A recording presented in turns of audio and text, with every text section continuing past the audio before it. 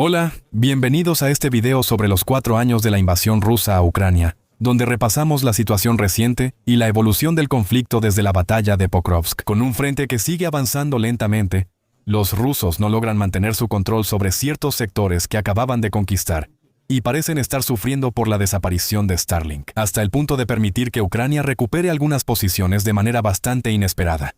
Mientras que es más bien en la guerra a larga distancia, en la profundidad de ambos bandos, donde se observan los mayores golpes de efecto. Ataques más intensos, sufrimiento civil en Ucrania y fábricas rusas alcanzadas a mayor distancia por los ucranianos. Comencemos con las estadísticas del frente y la evolución del territorio controlado por Rusia en Ucrania. Para ver cambios territoriales reales, hay que ir a 2022.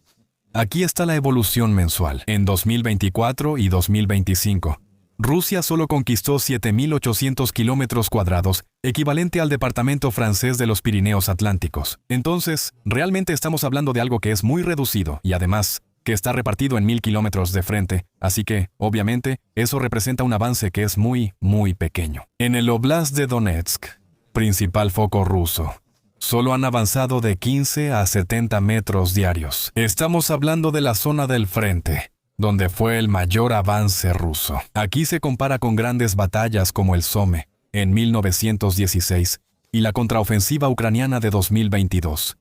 Avanzaban 7.5 al día. Solo conquistaron 2.500 kilómetros por año en Donetsk, y aún les faltan más de 5.000. A este ritmo, aún faltan 2 años para terminar la conquista del Donbass, sabiendo obviamente que eso es totalmente imposible a este ritmo actual, porque ahora van a llegar a las defensas más pesadas, las más sólidas. Kramatorsk, la ciudad más grande del Donbass, y Sloviansk al norte, son fortalezas mucho mejor protegidas que Donetsk, Bakhmut y otras ciudades previas. Eso significa que los rusos hoy tienen menos poder de fuego y capacidades militares, y sus hombres están menos entrenados por las muchas bajas. Por otro lado, los ucranianos están mejor preparados porque tuvieron tiempo para ello. Nadie piensa que Rusia pueda acelerar ahora, ya que carece de medios, y los ucranianos están mejor atrincherados. Ahora sí tuvieron tiempo de construir defensas, a diferencia de después de la caída de las otras ciudades. Vemos el alto costo humano para lograr estos pocos resultados. Antes de continuar, unas breves palabras. Otro socio gracias al cual podemos hacer estos videos, y nuestro socio de hoy es NordVPN. Ellos te garantizan seguridad total en tu conexión. Por ejemplo, hoy estoy en Tailandia y necesito acceder a servicios de Francia o Ucrania, y lo hago con el VPN, haciendo como si todavía estuviera en esas zonas. Ver noticias como en Francia, usar mis plataformas de streaming y conectarme desde otro país. Así accedo a tarifas más bajas en vuelos y hoteles, lo cual es útil porque ahora no es fácil regresar. Además, está el tema de la seguridad. Conectarse a un Wi-Fi abierto en hoteles o aeropuertos puede permitir que alguien cree un punto falso. Escuche todo mi flujo de datos, pero NordVPN permitirá cifrarlo. Así, las comunicaciones de mi computadora o teléfono a Internet serán ilegibles para quien los intercepte. Siempre existe protección contra amenazas, prohibición de spam, bloqueo de anuncios intrusivos y vigilancia de la dark web para ver si hay información personal que se haya filtrado, en cuyo caso, tengo que apresurarme a cambiar mi contraseña. Si quieren una conexión segura, sigan mi enlace en el comentario. nordvpn.com/Titelman. Habrá una promoción para que naveguen seguros por todo el mundo. Vamos, volvamos a nuestro video y yo regreso a Francia. El costo humano para lograr estos pocos resultados. Podemos probar la muerte de 4.500 soldados rusos cada semana. Y realmente estamos hablando de muertes comprobadas, conocidas por nombre, con información sobre cada uno de estos fallecimientos. Esto nos lleva a 178.000 muertes confirmadas desde que empezó la guerra. Hay más de un año entre la muerte y su registro en las bases de datos. Y realmente estamos hablando de personas que recibieron medallas póstumas. Estamos hablando de la expansión de los cementerios militares. Les comparto un enlace donde cada píxel es una muerte comprobada, con información verificable de cada soldado. ¿Y si intentamos saber cuántos muertos hubo en 2025? La cifra no es transparente. Las muertes recientes se registran en 2024-2023 y en 2025 llegamos a 80.000 fallecidos. Por ejemplo, Andrew Perpetua y su equipo revisan todos los videos compartidos por los ucranianos y que puede probar la muerte de 130 rusos cada día, es decir, 48,000 en el año 2025. Y eso, sin contar a los muertos en las trincheras o en vehículos que explotan o en edificios que se derrumban. Realmente solo estamos hablando de los hombres que son alcanzados por drones kamikazes.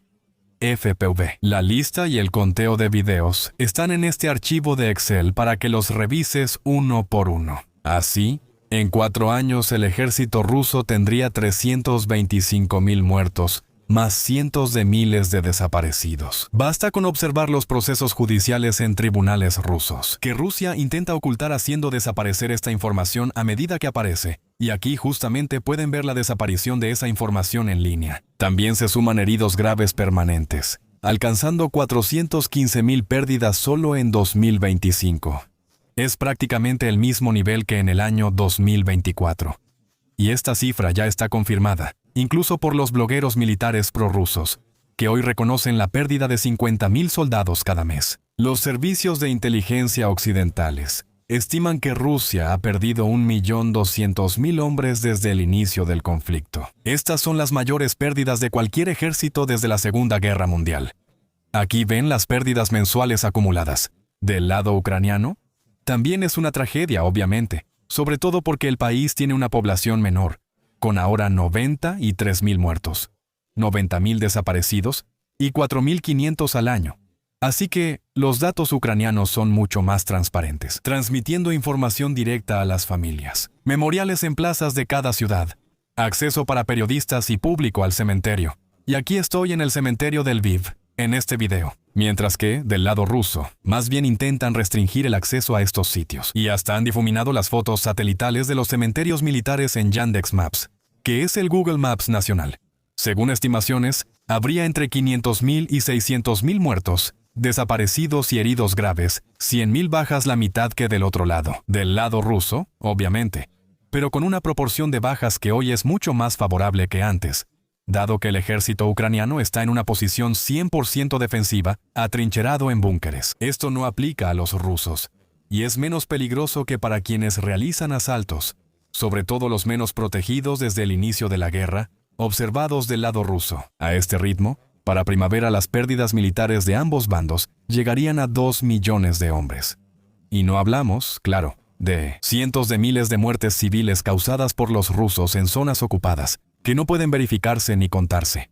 Esa cifra sigue creciendo, incluso en la zona libre. Por supuesto, debido a los bombardeos que sufren todos los días, pero también cada vez más seguido, por los drones kamikaze FPV, que apuntan directamente a los civiles. Los rusos presumen videos de sus llamados safaris humanos. Aquí pueden ver el saldo en cada oblast desde noviembre. Entonces, si ahora vemos el balance material, aquí pueden ver el número de pérdidas de material militar comprobadas del lado ruso cada año. Y pueden ver que disminuye poco a poco. Y aquí pueden ver la distribución de las pérdidas según el tipo de equipo. Y hay que entender bien que la disminución del número de estas pérdidas militares, no está relacionada con una mejor organización, ni con que sean más eficientes.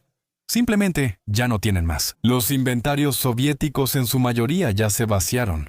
Ahora, los asaltos no son con decenas de tanques como antes, lo que permitía obtener grandes cantidades de pérdidas en las estadísticas.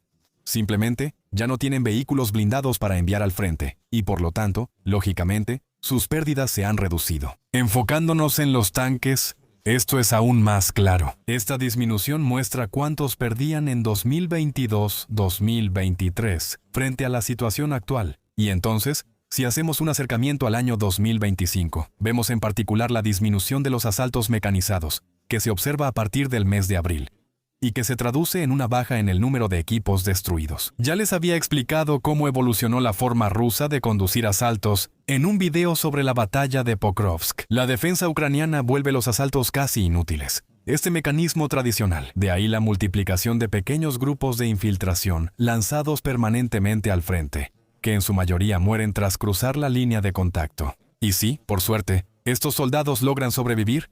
En ese momento, van a tratar de hacer llegar a otros soldados a esa zona, hasta intentar lanzar un asalto contra las trincheras. Es un método poco eficaz, Por eso los ucranianos difunden muchos videos matando soldados con drones kamikazes, FPV, de esa manera. Y tenemos, de manera anecdótica, algunas imágenes que sin duda son reveladoras. La situación incluye asaltos a caballo, donde los rusos envían soldados para avanzar por campos abiertos, con alto riesgo de ser atrapados.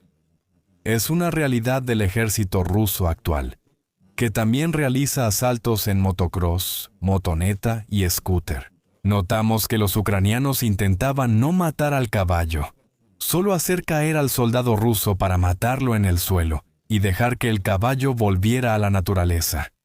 Esto muestra que el ejército ruso, con menos equipo, recurre a estas tácticas. Materiales y equipos civiles, autos, camionetas, 4x4, pickups y la evolución de las destrucciones. Al ser materiales civiles, hay más pérdidas humanas, pero estos autos son más fáciles de reemplazar, como en los asaltos en moto. Y aquí pueden ver el aumento en el número de pérdidas mensuales de vehículos civiles por parte de Rusia, con un récord que se supera año tras año. Del lado ucraniano, la evolución fue opuesta.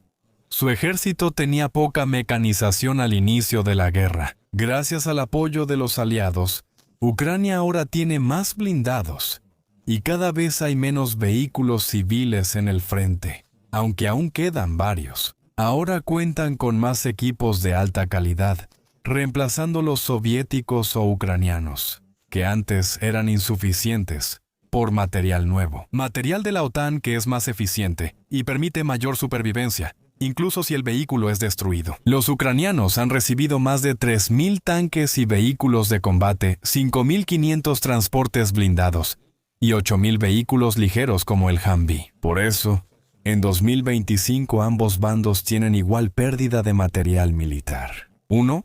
Porque Rusia ya no tiene más que desplegar tras perderlo todo antes. Y 2. Porque Ucrania nunca tuvo tantos blindados. El ejército ucraniano está más fuerte que nunca. Hay menos material civil y más militar, lo que implica menos pérdidas. Eso es lo importante. Los ucranianos buscan salvar vidas, un objetivo que comparten con los altos mandos rusos y los soldados ucranianos. Para ellos, la vida de los soldados rusos no vale nada. Si observamos la cantidad de pérdidas materiales militares desde el inicio del conflicto, Rusia ha perdido 13.852 tanques y vehículos de combate, y 350 aviones y helicópteros destruidos. Y los remito al video especialmente dedicado a esta cuestión que publiqué hace unas semanas. Hay más de 1.000 piezas de artillería, 550 lanzacohetes múltiples y 400 sistemas de defensa aérea. Más de la mitad de los Pantsir rusos jamás producidos. También los remito a un video sobre este tema de principios de febrero. En Ucrania, seguimos con la misma proporción, con la mitad de pérdidas materiales militares desde el inicio del conflicto. Se han destruido más de 13.000 tanques y vehículos de combate, más de 1.500 piezas de artillería, 100 lanzacohetes múltiples y 230 sistemas de defensa aérea. La gran diferencia es que Ucrania recibe equipos extranjeros que más que compensan sus pérdidas. En el lado ruso, las fotos satelitales muestran que los almacenes soviéticos actuales están cada vez más vacíos. Esto hace que el ejército ruso sea menos mecanizado y eficiente. Ahora, si vemos el equilibrio, el movimiento y las perspectivas en el frente, simplemente hoy tenemos una certeza. Rusia no es capaz de invadir Ucrania. Ya vimos que siquiera invadir el Donbass hoy parece imposible. Así que la guerra no se ganará en el frente. Por otro lado, hay avances recientes que interesan a los ucranianos.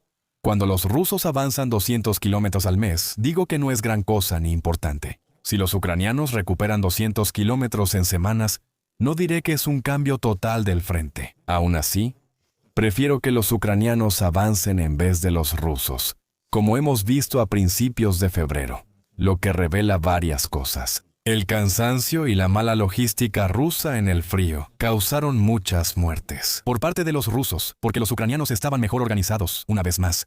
Porque los rusos avanzan sobre montones de ruinas, sobre esos montones de ruinas que ellos mismos destruyeron, todas esas ciudades que han sido arrasadas. Entonces, no tienen hospitales cerca, no tienen blindados, no tienen caminos que estén en condiciones de funcionar. Mientras que del lado ucraniano, está menos destruido que del lado ruso, así que hay una capacidad de resistencia. Una capacidad de organización que es mejor del lado ucraniano. En las últimas semanas, desde febrero, Se cortó el Starlink que usaba el ejército ruso, que tenía decenas de miles de terminales en todo el territorio, lo que tuvo un efecto estratégico. Se lo explico de manera sencilla. No pueden tener una trinchera, una protección en la que haya 15 soldados, 2 que manejen los obuses, 2 que operen los drones de observación a larga distancia, y 2 que lancen los drones kamikazes, FPV. Si hay grupos grandes, los detectan y matan rápido.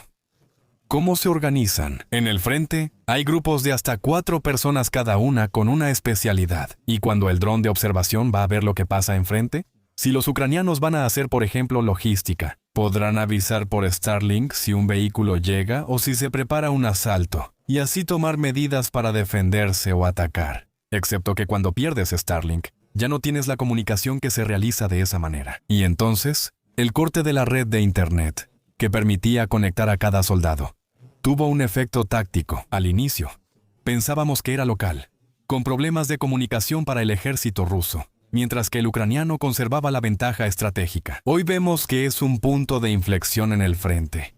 Cuando los ucranianos avanzan, los rusos no siempre lo notan. He recibido comentarios de soldados sobre la logística para llevar comida a quienes están en la línea 0 o 1. Antes, al llegar en vehículo, era muy probable que un dron kamikaze te atacara. Ahora, los rusos ya no reciben la información tan rápido. Llegan a la posición, esconden el vehículo y los rusos no logran encontrarlo. Entonces, la logística del lado ucraniano se ha vuelto más fácil, mientras que del lado ruso sigue siendo igual de complicada. El apuntar y corregir los disparos con la artillería y los drones kamikaze.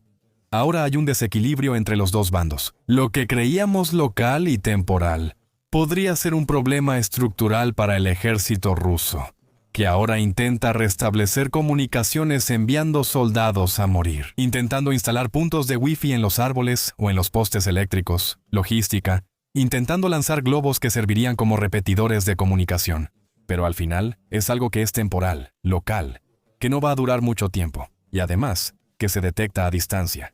Y es ruso. Restablecen las comunicaciones de radio, lo que permite localizarlos por triangulación con sensores de guerra electrónica. Al final, el ejército ruso enfrenta problemas hoy por la desaparición de Starlink, lo que también nos recuerda nuestras dificultades. Si tuviéramos que enfrentarnos a un ejército que está equipado con todos esos medios de comunicación y conexión, nosotros no los tenemos. Solamente el ejército ucraniano y tal vez el ejército estadounidense hoy en día tienen esa verdadera capacidad de organizarse con comunicación en tiempo real. Pero entonces, los ucranianos, hoy en día, han vuelto a conquistar y liberar territorios.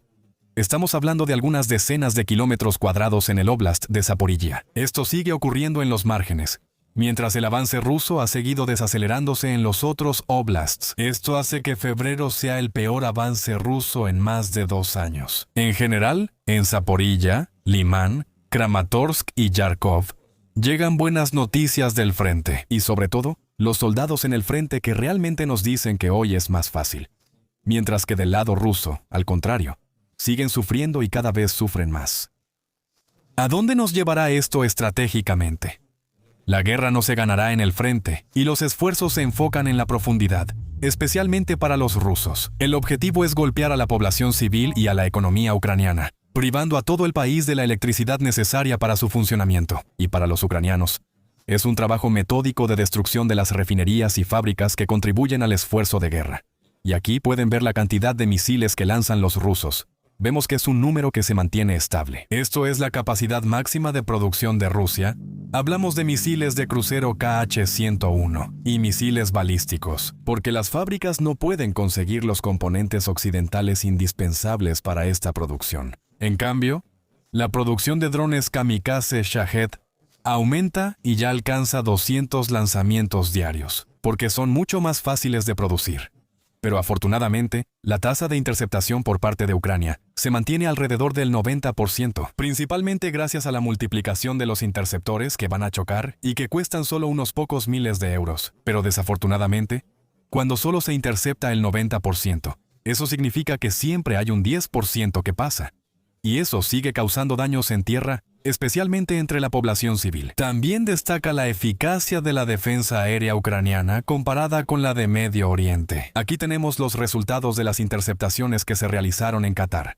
De 39 drones iraníes que fueron lanzados, 24 fueron interceptados. Esto equivale a una tasa de interceptación del 60%, mientras que los ucranianos tienen alrededor del 95%. En cambio, a diferencia de los Shahed, de 101 misiles balísticos lanzados, Qatar interceptó 98.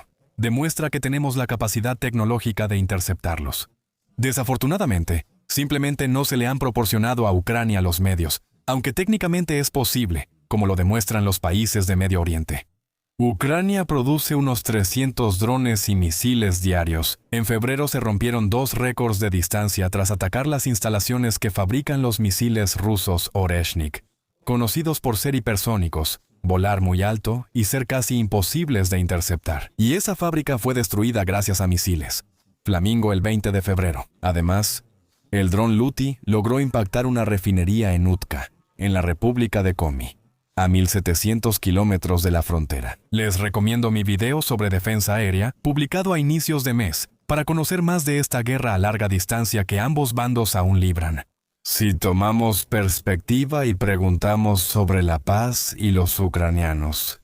Volodymyr Zelensky aceptó todas las propuestas, 6 propuestas de paz, de negociaciones, de alto el fuego que fueron aceptadas por Ucrania y que sistemáticamente son rechazadas por Rusia. Sabemos bien qué bando no quiere detener el conflicto. Si Rusia deja de atacar, termina la guerra. Si Ucrania deja de defenderse, desaparece Ucrania. Y eso significa cientos y miles de muertes adicionales. Pero el problema es que cada uno de los dos bandos todavía tiene sus ventajas. Ucrania, obviamente, tiene garantías financieras de sus aliados. El flujo de material continúa y la producción local es más relevante que nunca. Aunque la economía está mal, Ucrania no colapsará ni se derrumbará. Y los ucranianos resisten, porque saben que cada día que aguantan, salvan cientos de vidas de sus compatriotas. Mientras que del lado ruso. Y bueno, aunque los ingresos de energía están en su punto más bajo desde el inicio de la guerra, todavía tienen los medios para no colapsar. Principalmente porque el Fondo Soberano Nacional aún no está vacío hoy en día. Sabemos que detrás también está China, que actualmente no apoya oficialmente a Rusia. Más bien está extrayendo toda la riqueza cobrándole de más por los materiales. Si mañana China compra bonos del tesoro rusos, eso indicaría que Rusia ya no tiene recursos económicos para seguir la guerra. Y entonces, la tercera opción es obviamente la población rusa, de la que se puede esperar que esté cansada de perder 50,000 hombres cada mes. Con la economía lenta y los precios de la comida al nivel de Europa, están fuera del alcance de la mayoría de los rusos. ¿Por qué los altos mandos no abren los ojos? Y se preguntan por qué perdían 50,000 hombres al mes para avanzar. Por nada. Ahora, retrocedemos teniendo pérdidas siempre iguales, o incluso superiores. Y estratégicamente hemos perdido Starlink, lo cual es una verdadera desventaja en el frente. Podría haber estados o generales, como Prigozhin, que consideren esta guerra un fracaso y digan que no continuará. Generales retirados y exgenerales de alto rango afirman que esta guerra es un fracaso y debe detenerse. Sus propagandistas, cada vez más, finalmente reconocen problemas y dejan la negación. Todo eso, al final, puede llevar a la esperanza de que Rusia detenga sus ataques. Sin embargo, seguirá lanzando disparos de larga distancia y haciendo sufrir a la población ucraniana, esperando que eventualmente cedan. Pero hoy, en cualquier caso, la presión debe estar sobre Rusia. Sin embargo, lo que vemos es que, en particular, Donald Trump está poniendo la presión sobre Ucrania, con potencialmente un acuerdo de negocios que implicaría decenas de miles de millones de dólares en intercambios económicos con Rusia.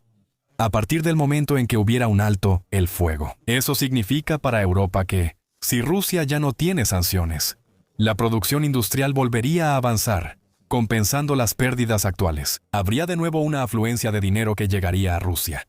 Y entonces, eso significa que para prepararse para la próxima guerra, los rusos tendrían hoy capacidades industriales que son mucho mayores. Por eso, ahora más que nunca, debemos apoyar a Ucrania y prepararnos para la guerra. Los rusos siguen acumulando fuerzas, tropas, material y equipos. Estamos atrasados, lo repito. No podemos resistir 10.000 drones kamikazes diarios como Ucrania. No tenemos los medios para producir 10.000 drones kamikazes por día como lo hacen los ucranianos. Así que, en ambos casos, nosotros, hoy, no estamos listos. Les recuerdo este ejercicio donde los ucranianos participaron en una práctica de la OTAN. En una mañana, una pequeña unidad de operadores de drones no detectados destruyó 2 batallones sin que pudiéramos interferir o detenerlos. Entonces, estratégicamente, no estamos al nivel de esta guerra de alta intensidad. Y eso hay que repetirlo, industrialmente. Debemos actuar rápido para apoyar a Ucrania y espero que todos tomen conciencia. Podemos seguir ayudando a los ucranianos con equipos, como hará Renault. Altares ya puede producir interceptores, pero no los hemos comprado para Ucrania, lo que ya habría salvado vidas.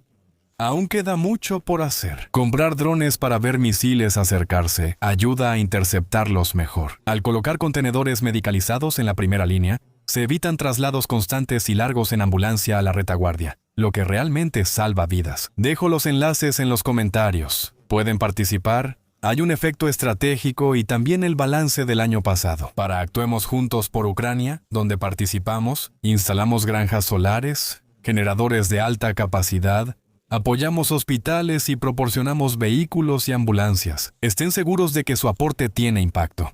Si cada uno da 5 euros, juntamos cientos de miles de euros y tenemos un impacto real en el terreno, para militares y civiles. Bueno, en todo caso, todos los amigos están bien, les mandan saludos. Los amigos que están luchando en el frente con los que estoy en contacto, cuentan con ustedes, obviamente. Y bueno, nos vemos muy pronto con nuevos videos.